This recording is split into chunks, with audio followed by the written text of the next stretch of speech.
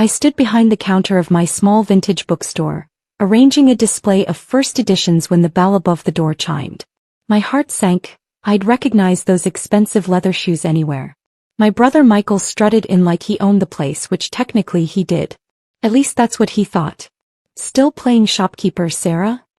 His voice dripped with condescension as he glanced around my carefully curated store, wrinkling his nose at the smell of old books and coffee. You know, when you said you were quitting your corporate job to follow your dreams, I expected something more impressive. I took a deep breath, steadying myself. 5 years ago, I'd walked away from a 6-figure salary at our family's real estate development firm. My father had been furious, my mother disappointed, and Michael, well, he never missed a chance to remind me what a failure I was. "What do you want, Michael?" I asked, though I already knew. He only visited for one reason. He pulled an envelope from his designer suit jacket, tossing it onto my antique counter. "Rent's going up again. Market rates, you understand." His smirk said he understood perfectly. He was trying to drive me out. I opened the envelope, my jaw clenching at the number. "This is double what I'm paying now." "Your little shop is pathetic," he said, examining his manicured nails. "This space could be generating real income. Maybe it's time to accept that not everyone is cut out for business." For 5 years I'd endured this. The constant rent hikes, the random inspections, the not-so-subtle suggestions that I should just give up. What Michael didn't know was that while he was busy playing the ruthless landlord, I'd been building something of my own. My little shop was just the beginning. I'd started small, buying rare books online and reselling them for profit. Then I expanded into estate sales, building connections with collectors worldwide. 5 years of careful investment and strategic planning had grown into something much bigger than this cozy storefront. I walked to my office, retrieving my briefcase. Michael was still talking, something about how Dad had been right about me all along. I set the briefcase on the counter and clicked it open. "Actually," I said calmly, pulling out a thick folder, "I think we need to discuss your tenancy here." He laughed, that same dismissive laugh I'd heard at every family dinner. "My tenancy? I own this building, Sarah. Or did all these dusty books make you forget?" I spread the documents across the counter. Property deeds, transfer of ownership papers, all signed and notarized. "No, Michael.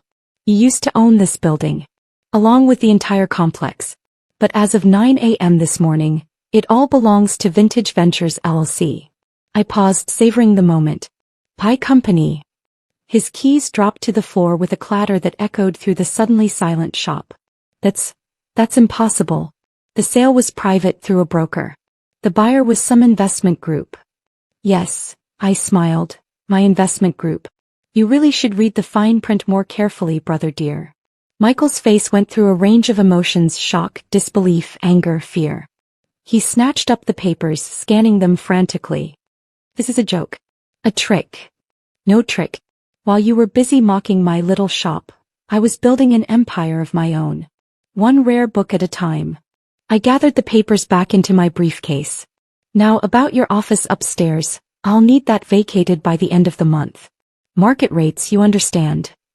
His face had gone pale, his usual arrogance replaced by something I'd never seen before: respect tinged with fear. "Sarah, we can talk about this." We just did. I turned back to my display of first editions. "You can leave your keys on the counter on your way out." "And Michael," I called as he stumbled toward the door, "do be careful with the door. It's an antique and unlike you, I actually own it." The bell chimed again as he left, and I allowed myself a small smile. This was just the beginning. Phase 1 of my plan was complete, but I had bigger moves in mind. After all, this building wasn't the only property I'd been quietly acquiring. My phone buzzed, a text from my real estate broker. "Offer accepted on the Madison Avenue property." I smiled wider. The Madison Avenue property, where our family's company headquarters stood. Michael had no idea what was coming next. The news spread through our family like wildfire. Within hours of Michael's humiliating exit from my bookstore, my phone was flooded with messages. Mom's carefully worded texts expressing concern about my rash decisions. Dad's voicemails growing progressively angrier, demanding I explain myself. Even my younger sister Emma, who usually stayed out of family drama, called to warn me that I'd started a war. But I was ready for war. I'd been preparing for 5 years. The following Monday I walked into my little shop to find my father waiting. Alexander Bennett, real estate tycoon and family patriarch, looked out of place among my vintage books and antique furniture. His custom suit and commanding presence seemed to fill the small space. "Quite a show you put on with your brother," he said, not bothering with a greeting. "I taught you better than petty revenge." I set my coffee down and met his gaze steadily. "You taught me that business is business. Isn't that what you always said?" "This isn't business," he snapped. "This is you trying to prove a point." "No, Dad. This is me succeeding despite you, not because of you." I moved behind the counter, maintaining the physical barrier between us. "Remember what you said when I opened this store. You'll come crawling back within 6 months." His jaw tightened. "I was trying to protect you from yourself." "You were trying to control me," I corrected. "Just like you're trying to control this situation now. But here's the thing, Dad, you can't." I pulled out my laptop and turned it to face him. On the screen was a real-time stock ticker showing Bennett Development's share prices. They'd been declining steadily since word got out about my acquisition of the complex. "Your company's stock has dropped 15% in 3 days," I said. "Investors are nervous. They're wondering what else you might have overlooked, what other assets you might lose control of." "Is that a threat?" His voice was dangerously quiet. "It's a fact. Just like it's a fact that I now own the building your company operates from." I watched his face pale slightly. "Oh, you didn't know about that yet? The paperwork just finalized this morning." He gripped the edge of my counter, his knuckles turning white. "What do you want, Sarah?" "I want what you never gave me: respect. Recognition. A seat at the table." I closed my laptop. "For years, you and Michael treated me like I was nothing. A failure. The daughter who couldn't hack it in the family business. So this is about revenge." "No, Dad. This is about business." I smiled, echoing his words from countless meetings. "Nothing personal, just business. Isn't that what you always taught us?" He straightened his tie, composing himself. "Name your price." "For what?" "For all of it. The complex, the headquarters building. Whatever game you're playing, let's end it." I laughed, the sound echoing off the shelves of books. "I'm not selling. In fact." I pulled up another document on my laptop. "I'm buying. Your shareholders are nervous, Dad. Your stock is vulnerable. And Vintage Ventures LLC has been very, very busy." His eyes widened as he read the screen. "Over the past year, through various shell companies and careful maneuvering, I'd acquired nearly 30% of Bennett Development's shares."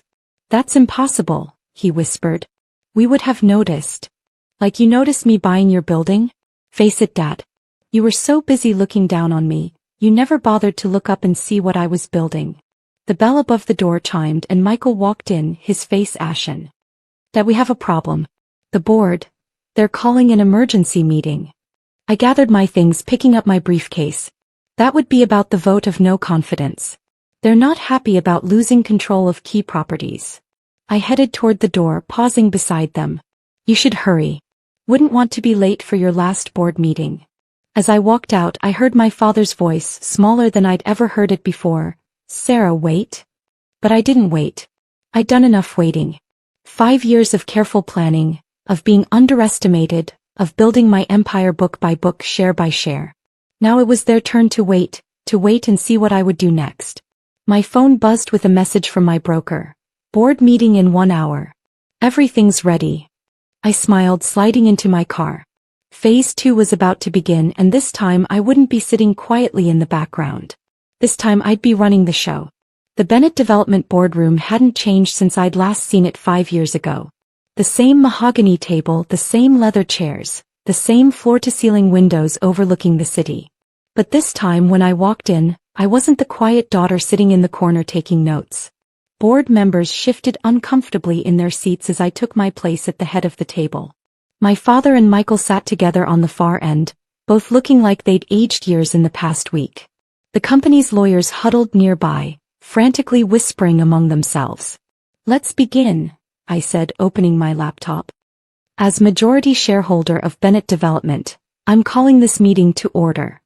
"This is ridiculous," Michael burst out. "You can't just walk in here and dash." "Actually, I can."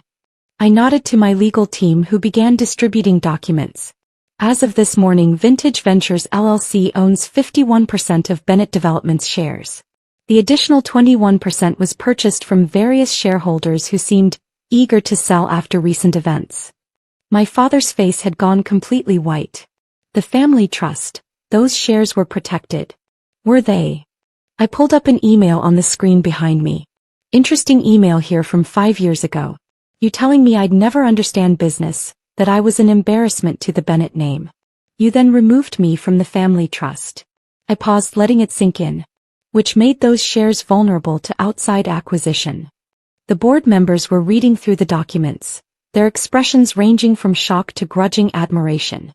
I'd played this perfectly, legally, and completely within the rules my father had taught me. Your first action was to purchase my building, Michael said slowly, realization dawning.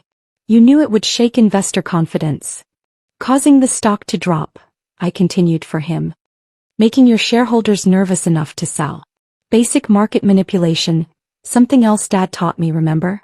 The vote of no confidence, one board member spoke up. That was you too? I nodded. Suggested to a few key members. Amazing how quickly people lose faith when they realize they've been outmaneuvered. What do you want?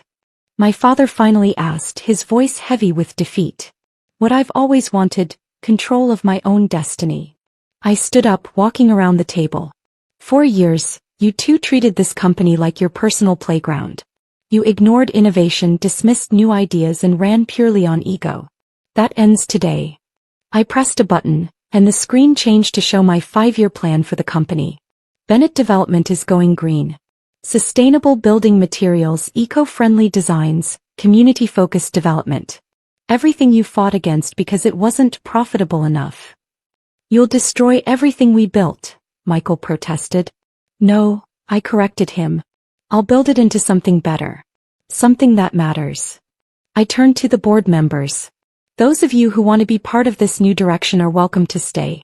Those who don't, well, your severance packages are in the folders in front of you. One by one, the board members nodded. They were business people after all. They could see which way the wind was blowing. As for you too, I said, facing my father and brother, you have a choice. You can either adapt and work under my leadership, or you can leave with your severance. Either way, the days of you undermining me are over. My father stood up slowly, straightening his tie one last time. You played us perfectly, he said, and for the first time in my life, I heard something like pride in his voice. You're better at this than either of us ever was. I know, I replied simply. I always was. You just never bothered to notice. He nodded once, then turned and walked out. Michael followed, pausing at the door. That little bookstore. It was never about the books, was it? I smiled. The books were real. Every empire needs a good cover story. And Michael, I added as he turned to leave, the rent on your office? Is tripled. Market rates, you understand. As the door closed behind them, I sat down in what had once been my father's chair. On my laptop, I pulled up the security feed from my bookstore. The morning sun was streaming through the windows, highlighting the carefully arranged shelves, the comfortable reading nooks, the coffee bar where I'd spent countless hours planning this takeover.